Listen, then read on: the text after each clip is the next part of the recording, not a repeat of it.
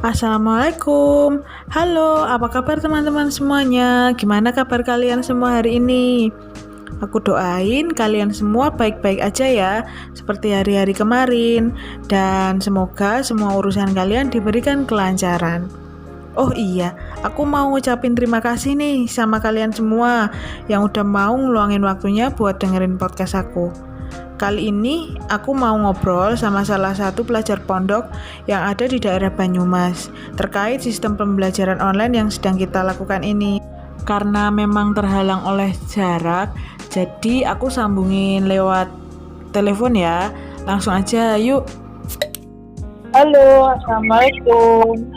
Iya, waalaikumsalam warahmatullahi wabarakatuh. Gimana kabarnya, Mir? Alhamdulillah baik nih Kak.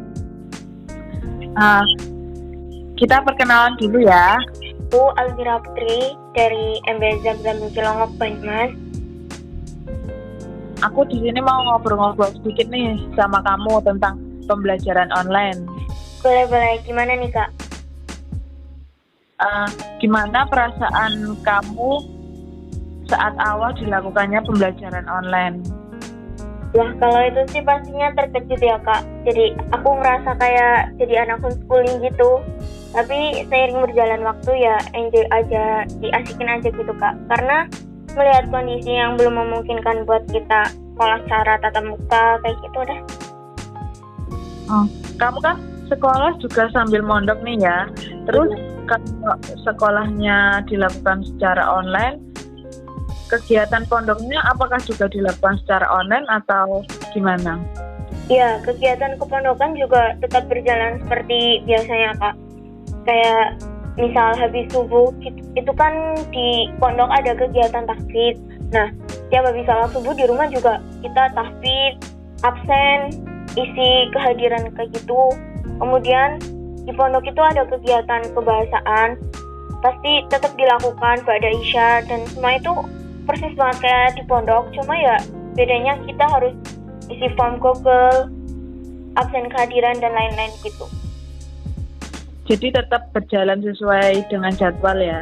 Ya, betul sekali. Terus kan selama hampir 6 bulan nih, setengah tahun, kita udah melakukan pembelajaran secara online. Kalau dari Mira sendiri merasakan dampak negatif nggak yang begitu terasa selama pembelajaran secara online ini? Kalau itu sih pasti ada plus minusnya tersendiri ya Kak. Kalau misal untuk minusnya itu kayak belajar kita itu jadi nggak optimal kayak di sekolah dan mengeluarkan banyak biaya, karena pembelajaran online ini kita pasti butuh kuota, sinyal yang bagus dan lain-lain kan. Nah, kalau nggak punya kuota, ya kita nggak bisa ngunduh materi sama soal-soalnya gitu. Terus jadi sejak pembelajaran online ini otomatis kita kan sering banget main gadget, dan itu menurut aku bisa menimbulkan rasa kecanduan sama gadget sih. Dan paling parahnya lagi tuh kayak dari yang tadinya nggak jadi minus matanya. Tapi kayak pembelajaran online ini kan pasti ada positifnya juga. Kita kayak bisa mengasah kemampuan sama skill yang sebelumnya mungkin nggak pernah kita tahu, dan kita kan bisa memanfaatkan jejaring sosial media yang ada sekarang.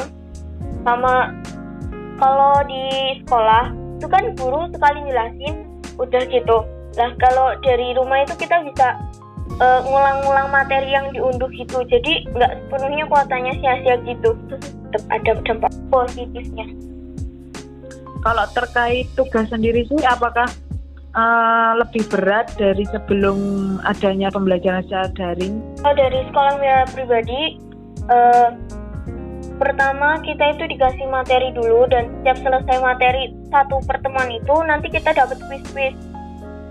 Quiznya itu nggak banyak, cuma 3. Nah, kesulitannya di materi Mira itu karena materi yang Mira pelajarin itu hampir semuanya berbahasa Arab. Jadi kita itu merasa kesulitan di penggunaan bahasanya, karena kan kita nggak biasa gitu. Biasa dengerin guru jelasin pakai bahasa Indonesia, ini harus dengerin pakai bahasa Arab gitu-gitulah. Kalau dari komunikasi Mira ke teman-teman Mira gimana? Alhamdulillah sih kalau komunikasi sesama teman ya masih berjalan karena emang biasa saling WhatsApp atau saling kirim pesan kan. Karena mungkin teman-teman itu lebih cenderung nyaman sama bertanya ke sesama teman gitu Kak. Jadi jarang sekali teman-teman tanya ke guru gitu, lebih banyak aktifnya ke teman. Memang rata-rata seperti itu sih Kak. Oh iya nih, kan tadi sempat disinggung soal perkara pemborosan kuota yang biasanya lebih banyak dikeluarkan saat pembelajaran online. Nah, kalau dari orang tua Mira sendiri itu gimana? Kebetulan kalau untuk masalah internet ini dari orang tua itu berkenan untuk berlangganan dengan salah satu jaringan internet ya. Tapi ya mungkin karena pemakaian kuota terlalu boros dan sedang di rumah itu banyak banget yang membutuhkan akses internet ini kan. Jadi ya orang tua pasang wifi jadi buat Mira sendiri belajar sama buat adik-adik dan anak-anak di panti. Lalu harapan Mira apa nih ke depannya terkait sistem pembelajaran di negeri ini? Harapan Mira yang pasti semoga pandemi ini segera berakhir ya. Jadi kita bisa melakukan pembelajaran secara tatap muka dan nggak lagi daring-daring kayak gini. Adapun untuk sistem pembelajaran di negeri ini pasti harapannya untuk selalu diperbaiki karena melihat kondisi masing-masing daerah yang berbeda dan masing-masing orang juga memiliki kemampuan finansial yang berbeda, pasti itu sangat menghambat dalam proses pembelajaran jarak jauh seperti ini. Pastinya juga udah kangen dong sama teman-teman. Loh, itu jelas. Targetan Mira sebenarnya kalau nggak ada pandemi ini apa sih? Kalau target Mira itu kalau di pondok itu karena ada hafalan Quran, jadi target Mira sebenarnya sebelum COVID nih pengen menyelesaikan hafalan sekitar 2 atau 3 juz dalam 4 bulan, kan lumayan. Tapi karena tertunda dan dipulangkan di rumah, jadi harus hafalan dan murojaah sendiri. Tapi ya ternyata ini tidak efisien dilakukan di rumah ya, gitu. Semoga saja pandemi di negeri ini segera berakhir ya. Amin. Oke deh, terima kasih sudah mau meluangin waktu untuk ngobrol bareng. Tetap semangat belajar di rumah ya, meskipun dilakukan secara daring. Baik Kak, terima kasih juga. Sukses selalu Kak Bella. Siap, terima kasih.